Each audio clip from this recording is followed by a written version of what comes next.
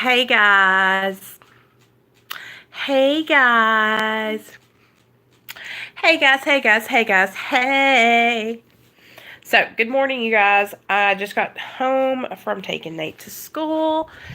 And yes, I know. I know. I know. I look like a mess, but that's okay. Because, you know what? I'm too blessed to be stressed, y'all. Woo. So, what I thought I could do was just, come on and talk to you guys for a few minutes. And then I got to get ready for work. Um, I might, I think I'm going to go in a little bit later today so I can just chill out for a second. That's the beauty of it, y'all. Hey, Jason. I'm being lazy.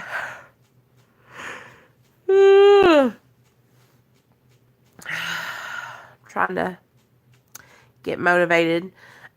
You guys, Nate is growing up so fast, Jason. He's like, at his school, they're supposed to wear uniforms, right? It's cold there. Hey, Richard. It's like 70 degrees outside right now, and it was 85 by midday yesterday. Good morning, Maria. So, as y'all can see, my lazy butt is just laying here in the bed, but that's okay. We can still chat. So, this morning I woke up, got Nate ready for school, and took him to school. So, they have to wear uniforms at their school, right? For one thing, when I was growing up, we didn't wear uniforms. We could wear whatever we wanted to wear, right? And so, but Nathaniel is like coming into his own style, right? Because he wants to wear like a shirt underneath his uniform shirt. So that way he can take off his uniform shirt if he gets too hot on the playground. So he like picks out a certain shirt that he wants to wear, you know? And so today he picked out this black shirt that's like got tie-dye on it. And it's got an astronaut, a space guy on it, you know? Really cute. But, and then he wore his cut off khaki shorts and his camouflage clogs. Hey Tabitha, how you doing, girl? So he is just like coming into his own little style, and it's so fun to watch him, you know, like have his personality and how it's Nathaniel is a jokester, you guys. Like he's always trying to joke me, right? And one thing that I'm struggling with him right now is I don't curse in front of him anymore. I used to say shit a lot, okay? And so guess what he wants to say all day, every day? Wow, really? 30 already? So, ooh, I'm so happy that it's nice here, you guys. Like it's summertime here in Arkansas. It's gonna be hot. Um, but now all he wants to do is talk about shit, shit, shit, and shit. Right? And he'll be so good. He goes to school. He doesn't say any bad words. He minds the teacher. But the minute he gets in the car from school, he'll get in the car. He'll go, Mom, shit. I'm like, I say, Nathaniel, remember, we're not saying those words. You're too smart to be using those words. Those are words that people use that don't know any other words to use, right? So did Neil. Listen, when I was little, you guys, listen how sheltered I was. We were so sheltered that I didn't even know what cuss words were until I started going to school. Like, for real. Um, but Neil was the same way. His mom said that him and his sister, that when they used to say prayers at night, they would say, and God, please help me to not say shit and damn. Amen. So, and y'all already know how Nate is. Every night, every night when we go to bed, he says, Mom, will you pray for me? And so I pray for him to have good dreams and for us to wake up in a good morning the next morning, you know, and to protect our dad when he goes to work. But it is just so crazy. It's like I never ever thought that I would have a little boy, that I just love him so much, you guys. Like, he is like my best friend, my little partner. So yesterday we went to the dog park. I recorded a little bit of it. And he was in rare form yesterday, you guys. Like, just kind of like having a bad day. I think he was just super tired because it was really hot outside. Oh, thanks, Jason. I love my family. I love Neil and I love Nate so much. Neil, Nate, and Nicole. That's us. Triple N's. You guys, I got to go get my name changed to Pludre at the DMV because, my last name is Pludre now, not DeMeo.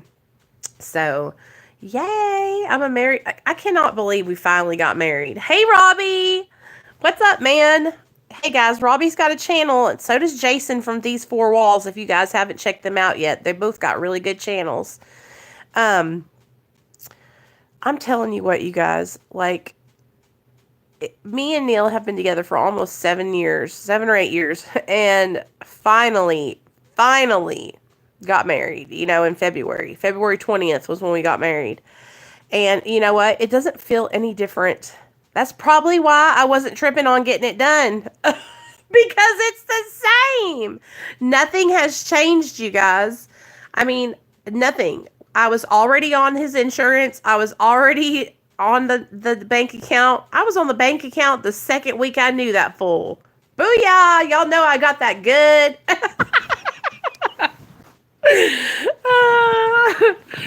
Y'all know the deal. When I met Neil, he was like, "Girl, let me put you on my bank account." Oh, he just loves me. He trusted me. I can't believe he trusted me. Let me tell y'all a story real fast. Let's tell a story time. Let me get my little crunchy butt up here and get comfortable. Okay. So when I first met my husband, we were both in our active addictions, right? But Neil, I crack myself up, girl. I know. If I crack y'all up, y'all know I crack myself up. So when I met Neil, I met him in 2012, and we were both in active addiction. I was actually sleeping on my friend's couch, right?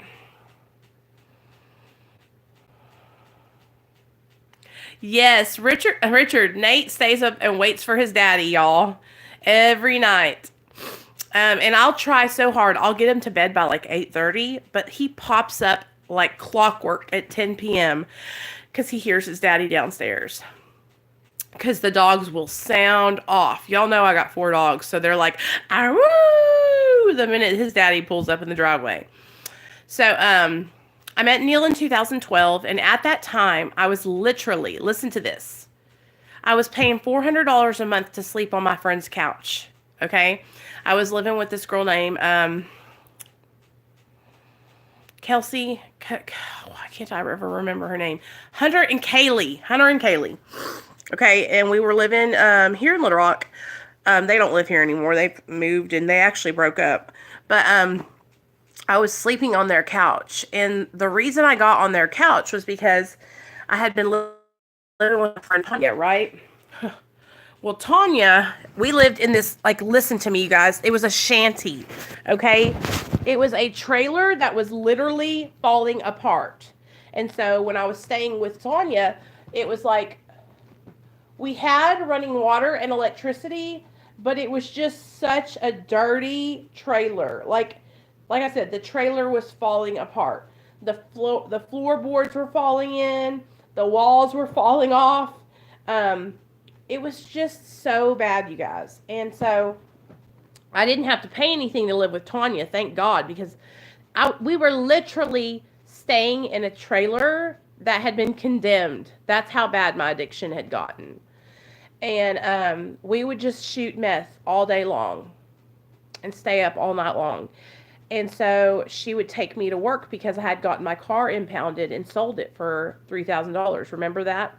I sold my car for $3,000 and then shot up $2,000 worth of oxycodone, right? And literally overdosed and ended up in the hospital. So I moved in with Tanya. She's taking me back and forth to Kroger. And then I met Hunter listen to this. Y'all are going to laugh so hard. I met Hunter at an NA meeting. And I was trying to get my life together. That's why I was going to meetings, right? And I met Hunter in a meeting, and he was saying that him and his girlfriend were looking for a roommate. Well, you guys know me. That light bulb went off. Whenever I am an opportunist when I'm in active addiction, okay, y'all, just let it be known. When I'm in active addiction, I will take the opportunity. If it's presented to me, I'm going for it, right? So I was like, oh, so y'all are looking for a roommate. I have a job, and I was still working, you guys. I was mad high all the time, hallucinating, just fucked up, and still holding a job. Because my job, I don't know if you guys were on my live stream on Instagram the other day, but my boss from my old job was in my Instagram live, you guys. Her name's Kathy. Oh, just amazing lady. And she loved me. And I was a hard worker, you guys. Yes, I was high. Yes, I was. I'm admitting it. But I worked my ass off. Like, I worked my ass off. So she kept me on for almost 4 years. You know, the first 2 years, I was like back and forth in my recovery, right? The next 2 years, I was relapsed. And so what I would do was I would stay up, and then I would come in and I would work my ass off from 6 in the morning to 2 in the afternoon, or I would go in overnight because she always liked it. She liked me to come in and like do the cleaning and do the truck, stock the shelves, because I worked for a grocery store, Kroger. So amazing boss. So Hunter came up to my job one day after he had seen me at the meeting and was like, hey, you know, we still have that room if you want to, or we still need a roommate.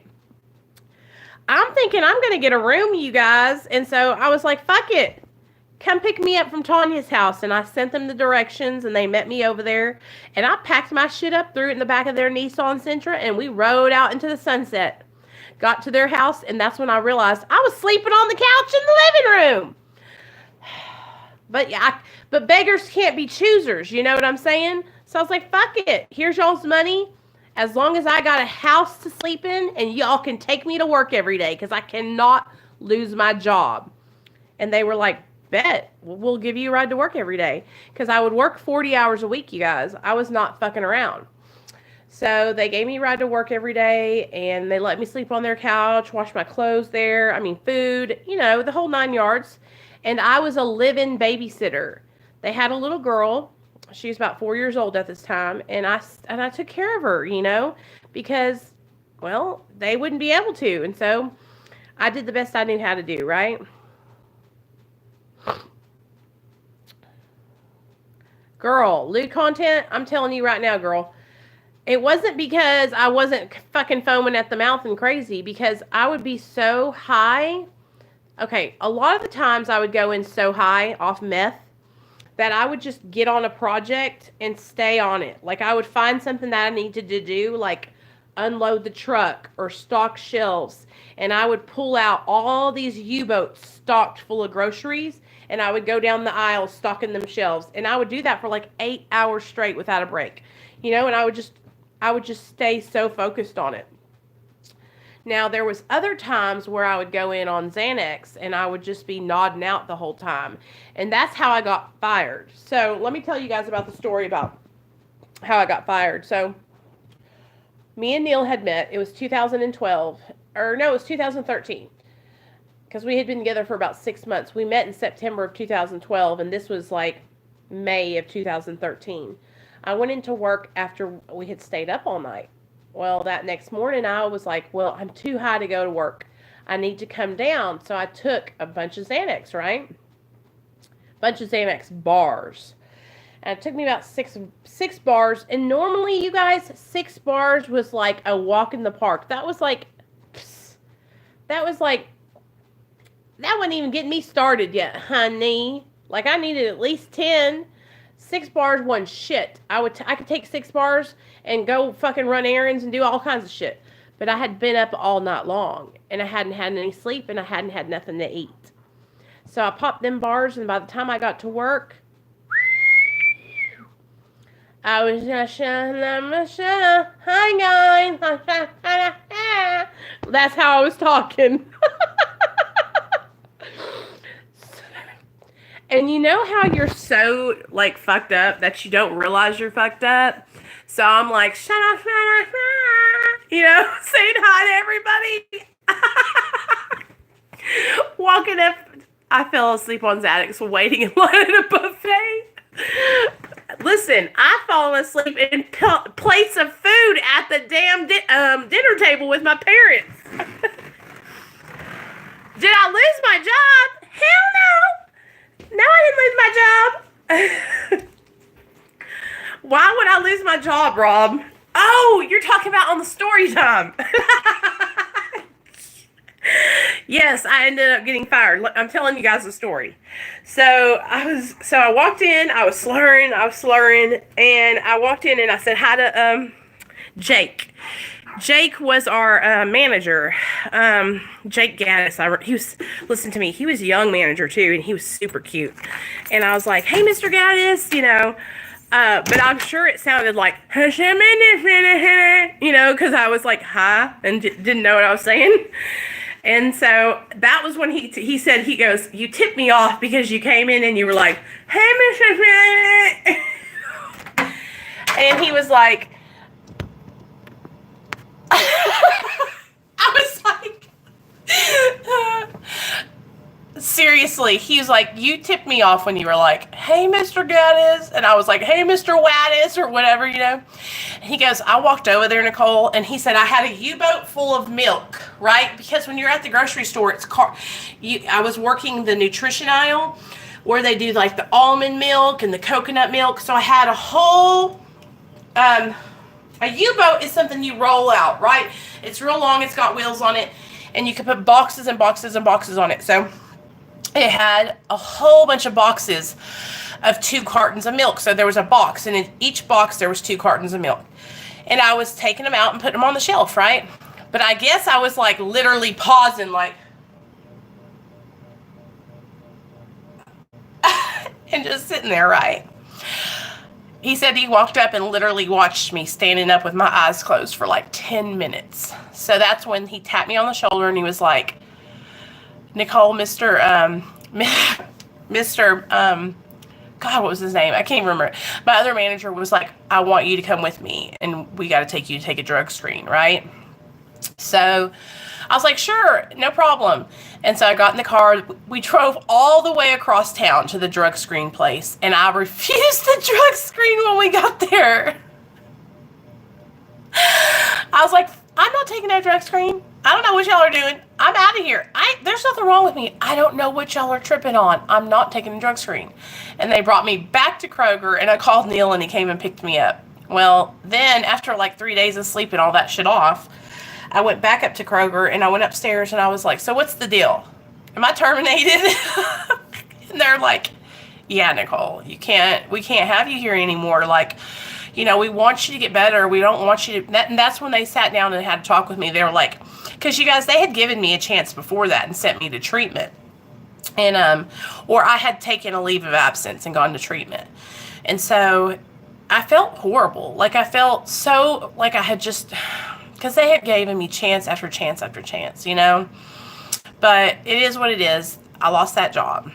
And yeah, that was a sad time. Then me and Neil both lost our jobs.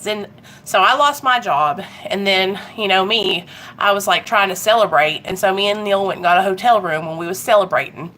And then he ended up losing his job. And so now we were both jobless, But Neil, for some reason, you guys, he always had such good luck. Like, he ended up getting unemployment. So we were able to, like, live off his unemployment for, like, months, And so I don't understand how he always gets so lucky. Like, it's never happened like that for me. Like, he always gets lucky. Look at this banana, dude. This banana is fucking big, dude. So, then what Bobby's talking about, y'all, is they found me walking down Baseline Road, right?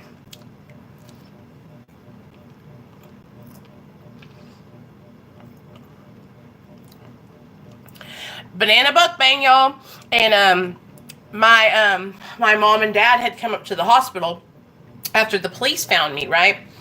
The police found me walking down Baseline Road, with boxers and a t-shirt on, in full-fledged hallucinations, y'all. The police officer, I remember this too, because I can see it in my mind still. When I had been up all night. No, I've been up for nights. Right? Nights. And I had been up and I was sitting up in this fucking recliner. I was sitting in a recliner and I sat there for 8 hours hallucinating that Cy from Duck Dynasty was coming out of the vents underneath me. This was a trailer and there was these vents on the ground. I sat there for a whole 8 hours, focused on this vent right in front of the recliner, waiting for Cy from Duck Dynasty to pop his little head out of that vent, right? You know, the guy with the long gray beard and the little sunglasses on? I was waiting for him to tuck his little head out and catapult me in the recliner out of the fucking ceiling of that trailer. I swear to God on my mother, Cy was in that vent. And I sat there and I watched his ass for 8 hours. Well, and I was trying to tell everybody that he was in the vent. I told Gerald, I told Barry, I told everybody, okay? Because I was these gay guys. And nobody would believe me. Nobody. I mean, I was like, look, he's right there.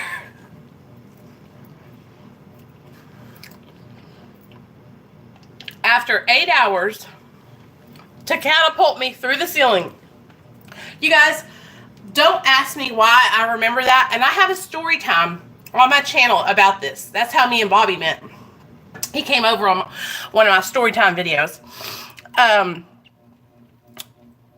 I waited there for him to catapult me, and he never came out. And I don't know why, dude, but I fucking remember his little fucking face with that beard.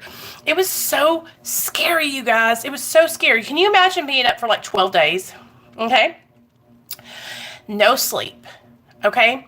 Shooting Roxy's, shooting meth, shooting anything that you could put in a syringe. Okay?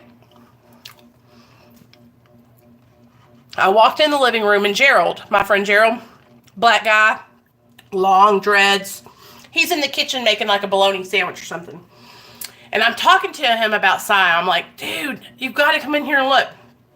He's like, listen, sis, you need to get some sleep. So he gives me a half of a Seroquel. Take this. This is going to help you get rest. I took that Seroquel. And Barry and his boyfriend were in bed. I went and got my ass right in the middle of them gay guys. And laid down with them, tried to go to sleep. Barry said it wasn't even 20 minutes I had been laying down. And I got up.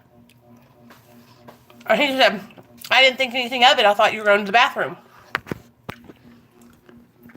I got up, you guys. I walked smooth out the front door. And they didn't see me for 3 days.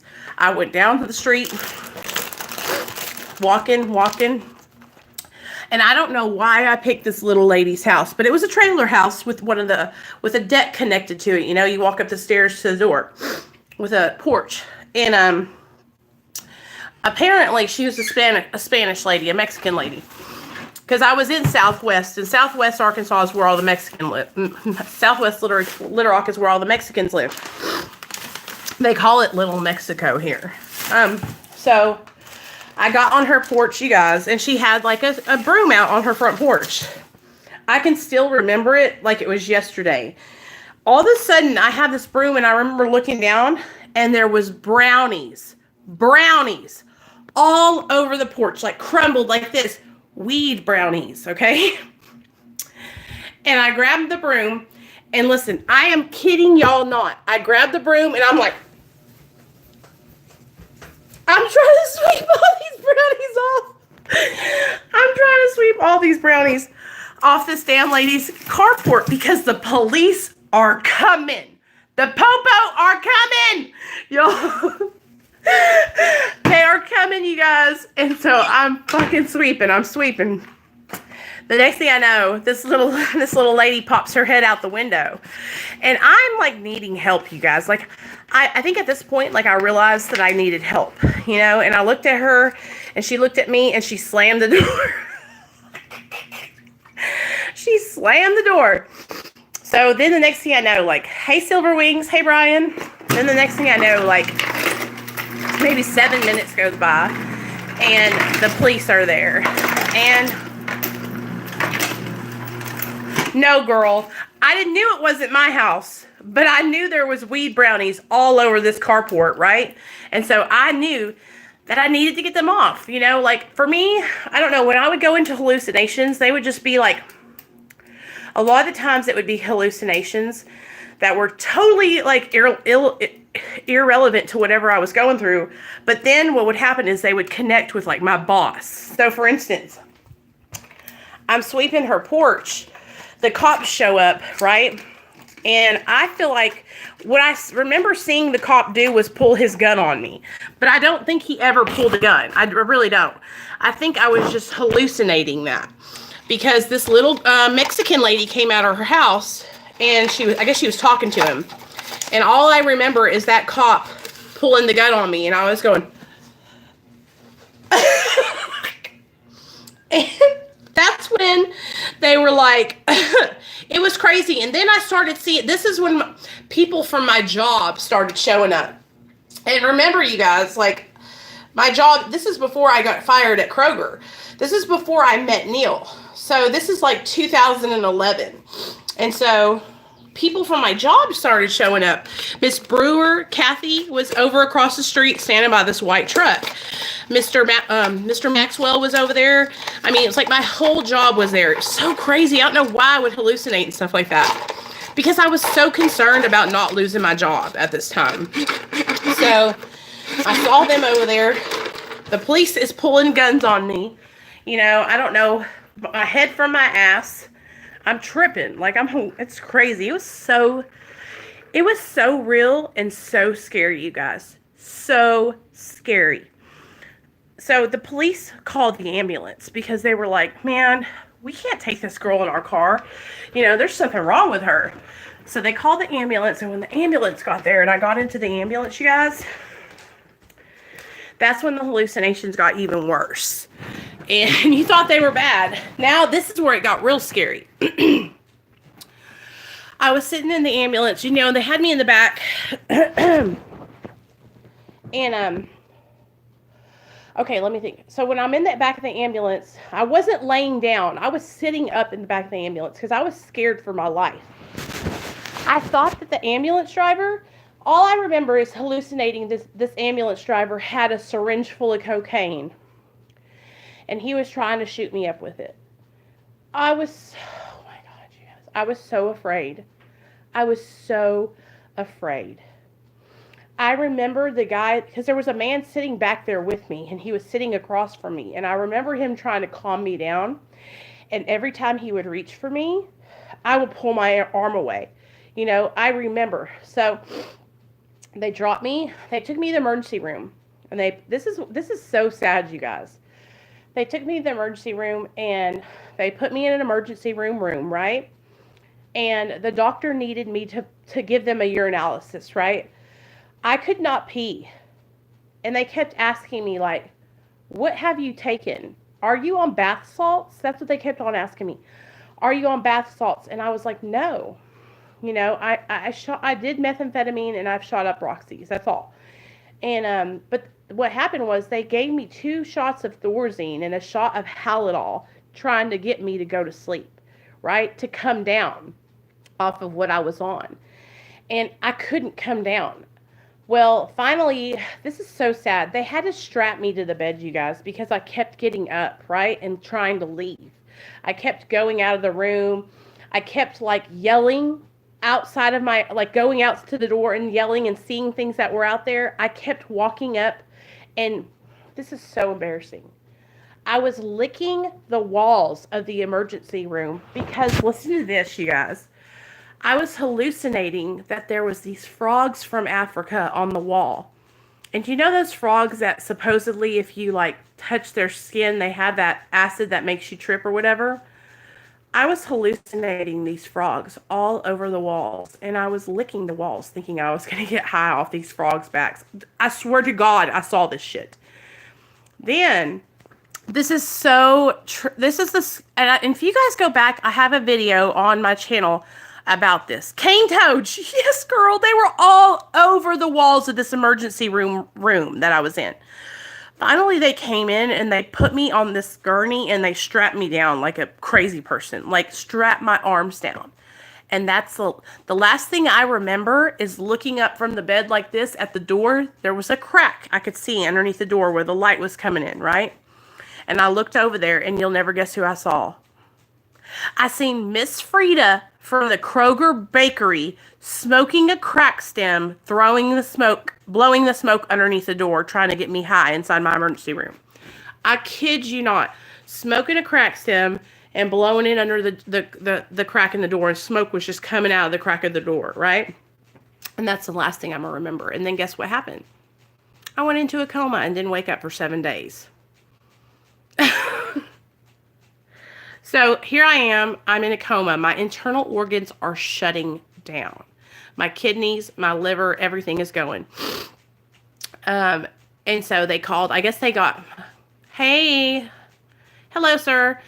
Then they called my parents, right? And my parents came up there, my mom and my dad.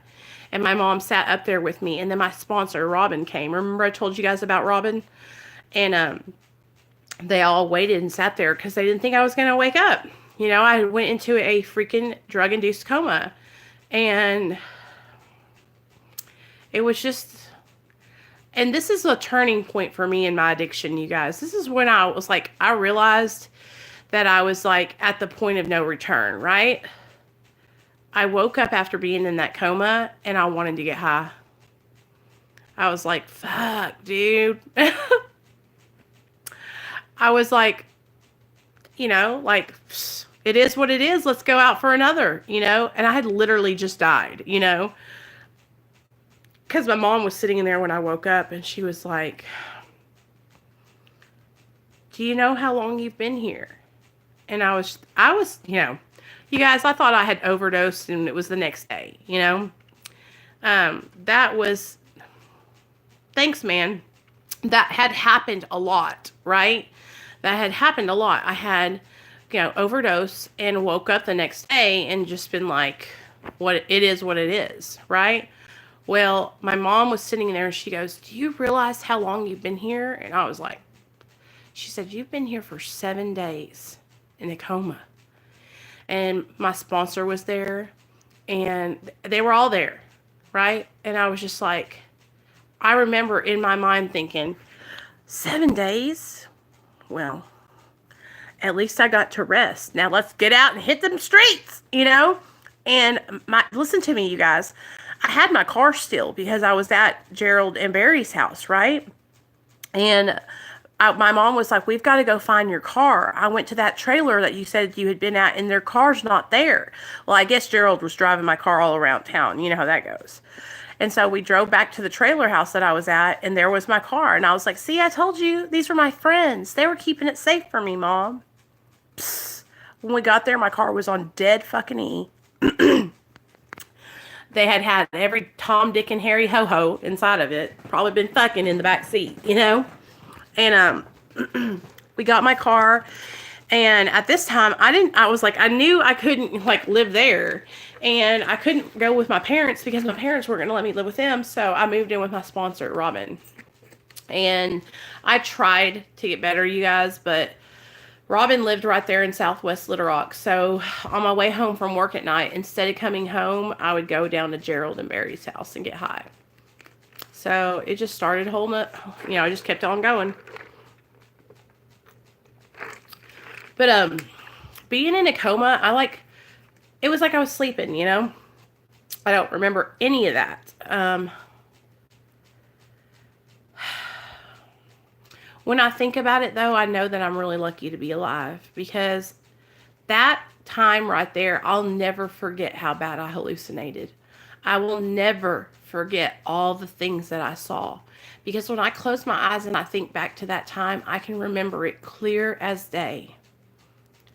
You get to a point where you don't care if you OD because things are so miserable. Yeah. Yeah, totally. I feel like, well, you know what? Now that I look back on it, I think I was meant to survive, right? There was a reason for me to be alive. I have a purpose today. But whenever I was getting back on track, you guys, and I was trying to find my voice and I was trying to get sober, I didn't think it was because I had a purpose. I thought it was because God was trying to punish me, keep me alive on this earth, because I wanted to die. And this is before I got pregnant with Nathaniel, this is 2 years before I even met Neil. And so, and you guys know I didn't get sober until 2015. So this is like 2011, 2012, and you guys, it was the height of my addiction, all right, by myself without Neil. Then when you added Neil to the equation, I still had a whole height of my addiction with him too. But it was like, I was walking places. I was calling the cops on myself. I was hallucinating all the time. I was just... My drug dealer, you guys, this is how fucking whack I was, okay? My drug dealer, I would come over and buy a bunch of pills from him. Then I would go in his bathroom, do the pills. Then I would sit down on his couch and I would fucking pass out. I would be nodded out. And my drug dealer, okay, would pick me up and go put me in his room on the bed and lock the door because I was so incapacitated. You couldn't even... I was just like a dead person. You know what I mean? Like the dudes didn't even want to fuck with me. You know what I mean? Like, at least back in the day, I was like, people wanted to fuck with me still because I wasn't like a lost cause. But by this time, I was a straight up lost cause. Like, I would just nod out and be like a dead fish. A dead fish. Oh, good luck trying to get anything out, trying to do anything with me. I was a dead fish. It was disgusting. I was like a lump on a log. I was like flopping, you know what I mean? And then I would get bright ideas to like go do cocaine, and then I would really be flopping around everywhere like a dead fish, And it was just like, I was that friend that you were hanging out with that always went overboard. You know what I mean? I was that friend that always mixed drugs together and then ended up overdosing, and your ass was like, damn it, we're going to go to jail. Like, that's why nobody wanted to hang out with me anymore, because I was just like, I was such a mess, And that's why, like, when I come on here and I share with you guys about that kind of stuff, like, I'm not trying to glorify that at all. Like, that was a really bad time of my life, you guys. But I can look back on it now and I can laugh at how crazy the crap I was doing was, because I would never in my right mind do that today. But that's the thing. I'm in my right mind today, right? Back then, oh gosh, you guys, back then I was out of control. I had no control over my actions. I had no control or any choice in the matter. Hey, Nick. Good morning, bud. Yes, Jason, I just read your comment about Opanas. Yes. Yeah, well, looking back on it now, it's like I can see where I was completely insane, right? But looking back on it now, I can see how my life had become unmanageable, right? And remember we were talking about Monday, we were talking about steps 1 and 2. And I was sharing with you guys about how my sponsor had me make a list, right, of all the ways my life had become unmanageable, because I needed to see that. I needed to look at that shit on paper. Because here's the thing, you guys, when you're like thinking back on it, it's easy to forget how unmanageable our lives had become. That's what I want you guys to do. I want to challenge all of you today to get down, get a piece of paper, get a pen, and write down all the ways that drugs caused your life to be unmanageable. I want you to write down all the things that you lost, all the people that you hurt, and keep that in your journal, right? As a reminder. If you ever feel like going out and getting high or relapsing, I want you to pull out that sheet of paper that says, This is why I don't get high anymore, because this is how I ruined my life, right? Because that's what I had to do. I had to see it for what it was. Because I don't know what it is about just thinking about it. It's not the same as seeing it on paper. It's kind of like when you get in trouble with the law, right? Or you go to prison. Yeah, sure, getting threatened with the trouble, but when you fucking got to go to the pen, that shit sucks. And then you're sitting there and you're like, damn, I can't get out of this joint for a whole year. A year. 365 days. Do y'all know what it's like to cross out the days on the calendar waiting to get out? That shit sucks. That shit sucks, right? I know, right, Jexie? I'm glad I'm in recovery too. Silver Wings, we all are. That's what we all are. We are miracles, you guys. Okay? We are miracles. And that's what it is as our job. It's our job as people in recovery to share how we come up out of that darkness, right? But I can't say, I'm not going to get on here and be like, yep, I got myself out of that darkness. Yep, I pulled up my bootstraps and I got my good big girl panties on. You guys, I had to get help. I had to get help. I needed assistance. Oh, Nick, here in our jail, they give you green bologna. It's literally green. Why is it that color? They must put food. I don't know why it's that color. Maybe it's just bad. It's disgusting. It's like fucking mold green. But it's like, I remember thinking like, oh, I have to get my act together, right?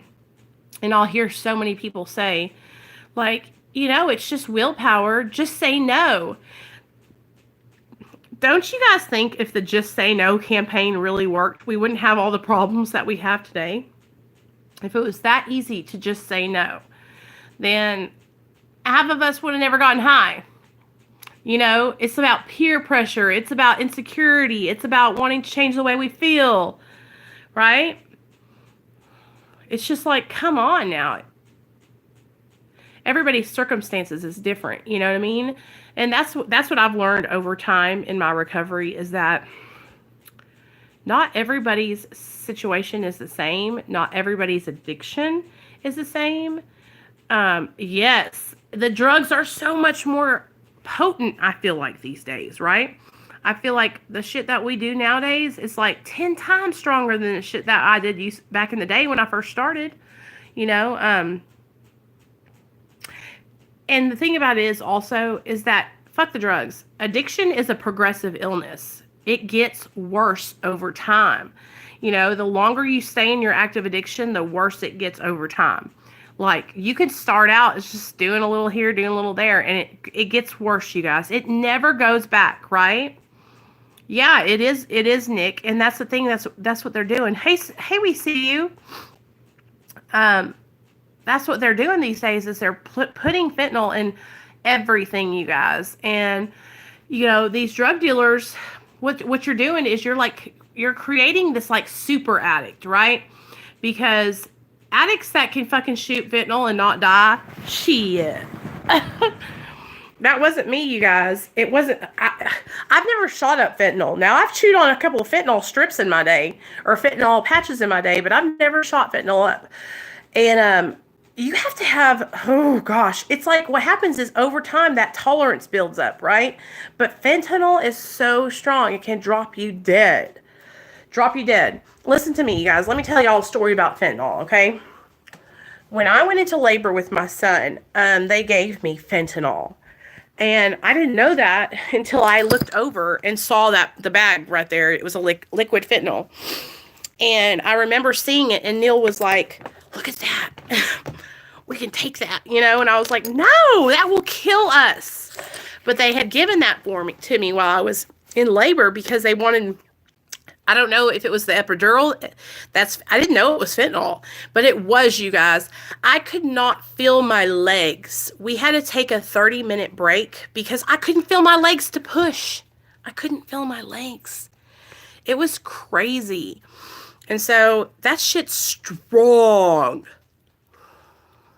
Girl, well, I had just gave birth to Nate, and you all know I was under the influence when I gave birth, and so I was I felt so guilty in my heart while I was giving birth to my son.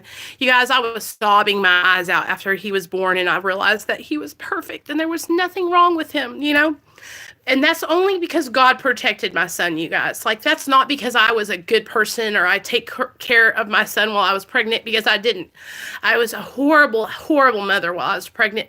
And for the first year of my son's life, I was a horrible mom. But when they brought him back, and he tested so high on all his tests, like, you know how they make sure that they cry and they make sure that they breathe, all that stuff. Like, he was so, everything was perfect on his scores. So they brought him back to me like after 10 minutes, and I was able to start, like, you know, doing the skin to skin contact with him and breastfeeding him. And I remember I couldn't get him to latch at first. So what we were doing was we were just giving him a bottle of this formula stuff. And I sobered up and we went home. It was like 2 days later we went home, and I was able to breastfeed, you know. And I tried my hardest to stay sober so I could breastfeed my son and not, you know, infect him with drugs, you know. And then I ended up relapsing like a couple months after I had him. But yeah, it is hard to admit, but it's exactly what happened, and it happens to so many other people, you guys. Like, that's what I don't think people understand. That, you know, maybe for you were able to get sober while you were pregnant, right? But a lot of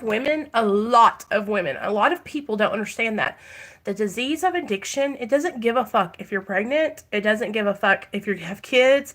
It doesn't give a fuck about anything. And when you're in active addiction, your mind is literally held hostage by a substance, okay? So your mind is my decisions were made by drugs, okay? Like, my brain was a diseased brain.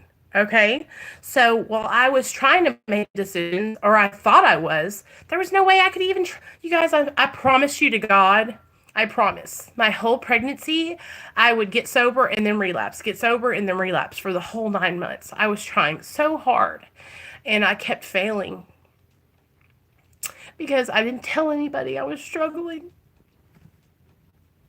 And if I had went to my doctor and said, I'm an opiate addict, I need help, you know, they could have started me on Suboxone then, and I could have not risked my son's life.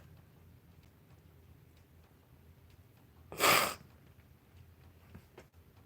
I didn't do that because I was embarrassed, and I was afraid, and I had heard all these horror stories about moms getting their kids taken away, right?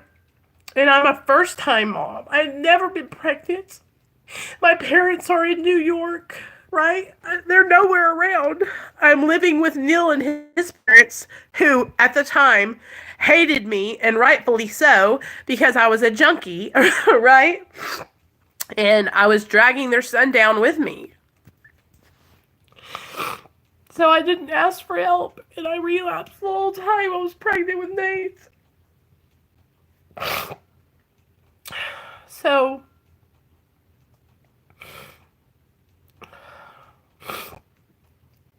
but Amanda, at least you were on medication-assisted therapy, you know, and you're in a safe environment where they can monitor you, you know.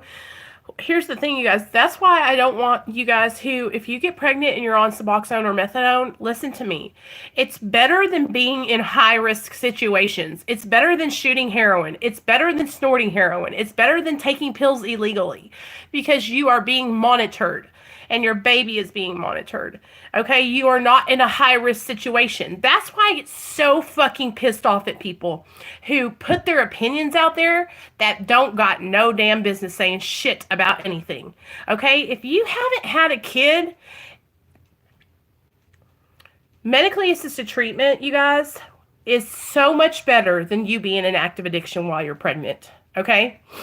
If I had known that if I had known that I was an option and I could have went, because here's the thing, you guys, I didn't know, it's so crazy because I didn't know anything about Suboxone treatment. All I knew is that people would shoot it on the streets, right? And so I didn't realize that there was like a methadone clinic and a Suboxone clinic here where I lived. Like, Neil got his prescription by a private doctor, so he didn't go to the clinic, his methadone. And so people judge and they put their opinions and they're like, you know what? I don't think it's right for a mother to be on Suboxone while she's pregnant. Well, bitch, have you ever been pregnant? Have you ever been addicted to the needle and shooting up while you had a baby inside of you? Well, then don't talk, because you don't have no business saying anything. You don't have an opinion on it because you haven't been there. It's like rules your life when you're on the rig and you're on the needle and you're snorting heroin or smoking it. Heroin and opiates rule your life. So if you can get on a medication while you're pregnant and you can be monitored, that's the whole thing, you guys, is being monitored by medical professionals. Okay? No, your fellow addicts are not medical professionals. Okay? And that's what cracks me up, you guys, is I hear girls who get sober, guys too, but they get sober and they get 3 months, 6 months sober, and then all of a sudden they're a doctor. Oh, girl, you shouldn't be on that high of a dose of Suboxone. That's too high. Did you graduate high school? Oh, that's what I thought. Or, oh, you graduated high school and you got a little first year of college. I even had one girl tell me she's a psychology graduate, right? People who take Suboxone for long term, that's just crazy. Oh my God. And I said, what are you, a doctor? No, but I have a degree. I'm a psychology graduate. Well, you know what? Take your psychology graduate and stuff it up your ass, because it has nothing to do with medication. But that's the thing, you guys. It's like everybody wants to know everything. Everybody wants to tell everybody everything, right? It's like, no, you don't have any idea. Y'all, I could go on and on and on about that kind of stuff. I got to clean this house. Look at that. Nate's little spot where he sits on the ground. Yesterday, Nick put out a video. His channel's called Hopeless, or From Heroin to Hopeless. No, From Hopeless to Hopeful. It's in the community tab. I shared it. And he shared about my channel. And it was so funny because he goes, I really like Nicole's channel. And I know she has a strong opinion, and some people might not agree with her way of doing things, or whatever he said. But I really enjoy watching her videos, and I know she just wants to help people. And so here's the thing, you guys. I have a strong opinion because I believe in what I'm talking about. And I believe in not judging others' recovery. I don't care how you get sober. I don't care if you're on MAT. I don't care if you're on abstinence. I don't care if you smoke pot. I don't care if you're tapering off Suboxone with Kratom. Like, that's your deal, right? You got to do what works for you. I don't know. All I care about is like you having a good quality of life, and being happy, right? And being able to be a productive member of society. Like, I'm leaving my opinions at the door about other things. Real talk, though. Real talk. I wouldn't be here today if I hadn't got on Suboxone. Okay? And if I had known about Suboxone when I was pregnant, I would have gotten on it. So that's why I'm so strongly against people judging others, especially women, you guys.